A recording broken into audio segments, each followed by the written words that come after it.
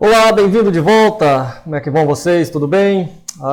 Hoje nós vamos falar mais um pouquinho aqui sobre os recursos em espécies, né?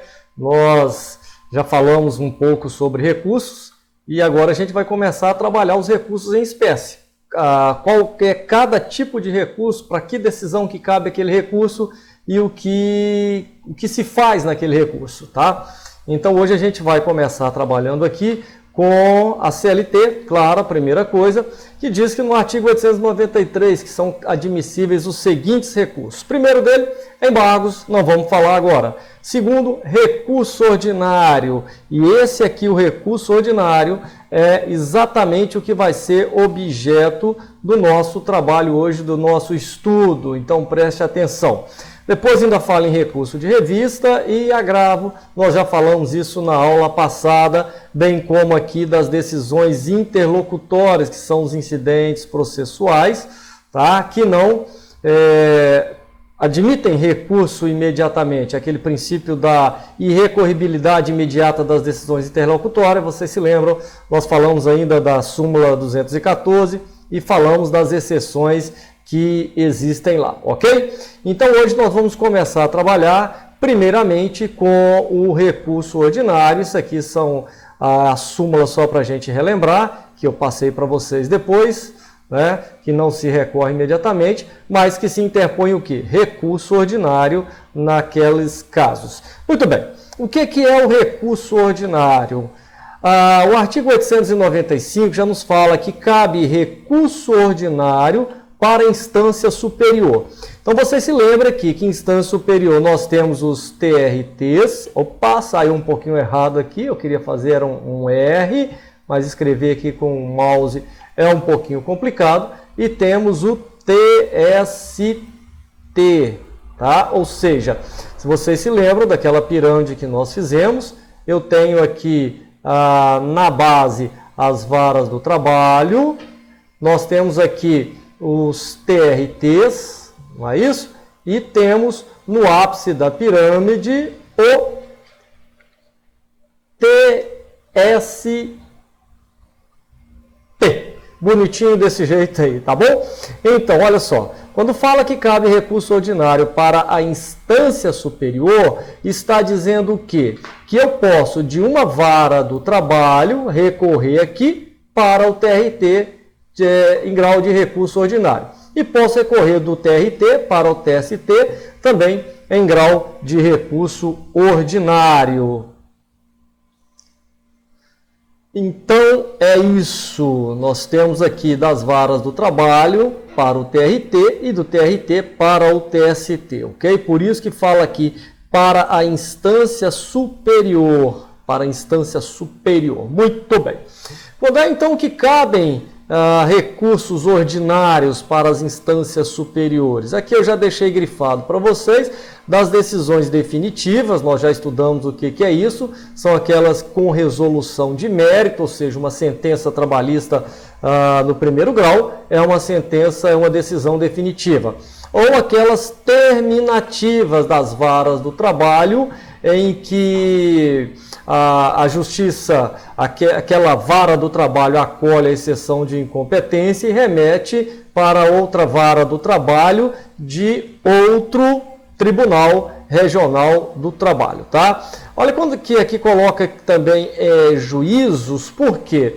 Se vocês se recordam, quando vocês estudaram lá no artigo 112 da Constituição Federal, lá fala que nas localidades onde não há vara do trabalho, os juízos, né, cíveis seriam ou poderiam ser eleitos como órgãos da Justiça do Trabalho. Então, quando um juiz cível dá uma decisão trabalhista, você não vai recorrer para o TJ daquele estado, você vai recorrer para o TRT daquele estado, claro, né? Então, é nesse sentido, e a própria lei aqui já estabelece, assim como o artigo 112 da Constituição Federal também diz assim, ok?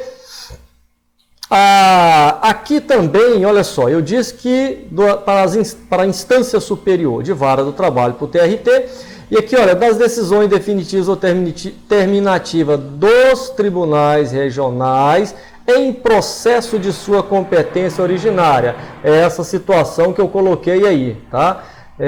Você tem uma decisão aqui no TRT e precisa recorrer ordinariamente. Então você vai recorrer para o TST,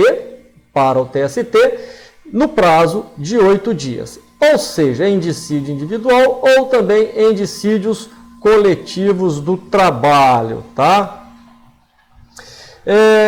Aqui nós temos uma situação a ser dita para os recursos ou recurso ordinário quando está sujeito ao procedimento sumaríssimo, porque ele não segue a mesma regra do procedimento ordinário lá no TRT ou lá no TST, tá? Se eu tenho uma decisão que seja dada no procedimento sumaríssimo, nós vamos ver que o recurso ordinário ele é mais célere. Então, olha só, primeiro, ele é imediatamente distribuído, então, ou seja, ele chega aqui no tribunal e ele é distribuído automaticamente para o relator, tá? E o relator tem um prazo máximo de 10 dias para liberá-lo e liberá-lo com voto. E assim, logo imediatamente, ele vai para a pauta de julgamento. E prestem bem atenção nisso aqui, olha, sem revisão. O recurso ordinário no procedimento ordinário, ele tem aqui um revisor. Então, ele vai ter um relator e um revisor. No sumaríssimo, não tem essa revisão, ou seja, não tem revisor, ok? Também uma das peculiaridades do recurso ordinário no procedimento sumaríssimo é que o parecer do representante do Ministério Público, né, o Ministério Público do Trabalho, ele é feito oralmente e é feito na sessão de julgamento. Não há um parecer do Ministério Público do Trabalho por escrito. É feito de forma oral e na sessão de julgamento e ainda é facultativo, caso ele entenda necessário. Se ele entender que não é necessário, não tem a necessidade. Ou seja, na Justiça do Trabalho não há uma obrigatoriedade, a não ser naqueles casos, por exemplo, do artigo 793 lá, que fala que o representante do Ministério do Trabalho, ele é parte necessária quando ocorrer uma ação de menor de idade, mais ou menos como funciona na justiça comum, tá? Uma outra peculiaridade também é quanto ao acórdão aqui do recurso ordinário no rito sumaríssimo. Por quê? O acórdão é como se fosse uma decisão, uma sentença. Ele tem que ter todos os elementos da sentença, tá? Que estão descritos, ou seja, ele tem que ter o relatório, a fundamentação e a conclusão ou dispositivo. Aqui no caso do recurso ordinário, que julga uma ação em rito sumaríssimo, o acórdão é consistente na certidão de julgamento, ou seja, o tribunal não precisa apontar minuciosamente as questões. Normalmente, eles fazem os julgamentos e acolhem como razão de julgar a própria decisão do grau inferior do primeiro grau, tá? Então, basta aqui a indicação suficiente do processo e parte dispositiva, que é a decisão que cabe aqui, ok? Então, essa é a peculiaridade do recurso ordinário. Muito bem. Uma outra questão que a gente coloca aqui é o chamado efeito devolutivo em profundidade. Nós já estudamos esse efeito devolutivo em profundidade na aula anterior e vocês se recordam que isso aqui acontece em que todas as questões elas vão para julgamento, ainda que não sejam afirmadas nas razões de recurso, tá? Então está aí previsto no artigo 1013, parágrafo 1º do CPC, a CLT não tem, ok? Mas é permitido a sua aplicabilidade aqui na Justiça do Trabalho. Então olha só o que ele diz. Transfere ao tribunal a apreciação dos fundamentos da inicial ou da defesa, não examinados pela sentença, ainda que não renovados em contrarrazões, tá? Então, como é que funciona isso? Vejam bem, eu tenho aqui, quando eu vou discutir os fundamentos da inicial, eu tenho a questão aqui da lide. Então, vamos colocar, a lide, ela está aqui dentro, tá? Então eu tenho aqui a lide, que é o conflito judicializado, e essa lide, ela é formatada, por um lado, pela petição inicial, tá? A petição inicial aqui apresentada pelo autor, e de outro lado, pela contestação, pela defesa do réu. Então aqui eu tenho a petição inicial, que é a ação, e aqui eu tenho a contestação. Então, se vocês perceberem, esses dois elementos aqui é que formatam a lide, são eles que definem o que é a lide. Então, quando você recorre ordinariamente, você devolve aqui pelo efeito devolutivo para o tribunal o conhecimento de toda a matéria encerrada na lide. E a matéria da lide, ela está tanto na inicial quanto na defesa. Essa aí é a questão que a gente tem para melhor entender o que é o efeito devolutivo em profundidade, tá? Aqui é tranquilo, é a mesma situação de informar aqui, mesmo havendo omissão da sentença, se o tribunal entender que o processo não precisa de mais provas, porque ao rever uma decisão de primeiro grau, o tribunal pode entender assim, não, é preciso haver novas provas, então ele devolve para a vara do trabalho. Mas se não for o caso dessas novas provas, o tribunal, constatando essa omissão, pode proferir o julgamento sem maiores questionamentos. Então, ou seja, ele passa a ser quase que um tribunal de primeiro grau, um juízo de primeiro grau, melhor dizendo, para essa situação, ok? Eu falei para vocês também lá da situação das decisões interlocutórias. Olha só, nós temos aqui pela regra do artigo 356 do CPC que o recurso pode ser, a lide pode ser julgada, o mérito pode ser julgado antecipadamente, parcialmente. E aí, nesse caso, a pergunta, qual o recurso cabível contra o julgamento parcial de mérito? Eu não estou falando de decisão interlocutória mais, eu estou falando de mérito mesmo, tá? Então pode acontecer, o artigo 356 traz essa oportunidade do juízo proferir o julgamento antecipado do mérito parcialmente, e nesse caso nós temos então a oportunidade de interpor o quê? Recurso ordinário contra essa decisão que julgou parcialmente o mérito. Pois bem, continuando aqui, nós podemos discutir ainda algumas outras questões do processo do trabalho e o porquê que esse artigo 356 é aplicado aos processos trabalhistas. Primeiro, nós temos lá o artigo 18 do CPC que fala dessa forma, né?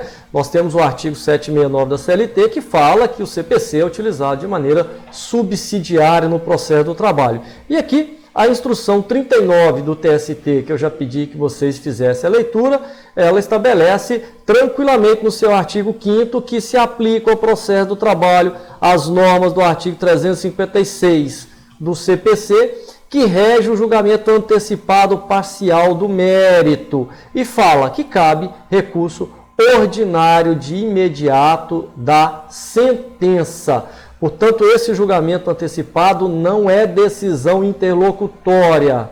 Prestem bastante atenção, é mérito mesmo. É como se estivesse dando o resultado do julgamento daquele juízo. Ok? Muito bem.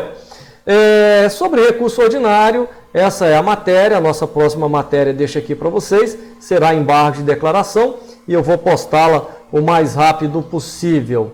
Mas ainda voltando a falar de recurso ordinário, eu vou só dar um risco aqui para a gente continuar, tá? Ficar fácil, nós vamos trabalhar nesse espaço branco aqui. Então, olha só, o recurso ordinário também, ele depende de quê? Do preparo, né? Então, o que é o preparo? É o pagamento das custas, mais a realização do depósito recursal. Então, o recurso ordinário, nós já estudamos naquele quadro lá, não pode esquecer de fazer o preparo. Outro pressuposto que tem que ser observado no recurso ordinário é o da tempestividade. O que fala o princípio da tempestividade aqui no recurso ordinário. Ele tem que ser interposto no prazo de 8 dias. Então, nós também já falamos sobre isso aqui lá no artigo 895 da CLT, tá? Quanto aos pressupostos subjetivos, né, precisa da parte ser sucumbente ou o Ministério Público do Trabalho, enfim, aqueles lá estabelecidos pelo artigo 996 do CPC. E aqui, por último, faltaria, claro, o pressuposto da adequação, e considerando que a regularidade formal já esteja feita, a assinatura do advogado, né? A questão do recurso, ou qual recurso cabível aqui, não tem que discutir, porque o artigo 895 já fala, né? A via eleita para aqueles casos é exatamente o do recurso ordinário, ok? Então essa é a nossa matéria de hoje, espero que vocês estudem bastante. Qualquer dúvida, estou à disposição, podem me chamar e a gente bate um papo legal. Obrigado mais uma vez, um grande abraço, até mais.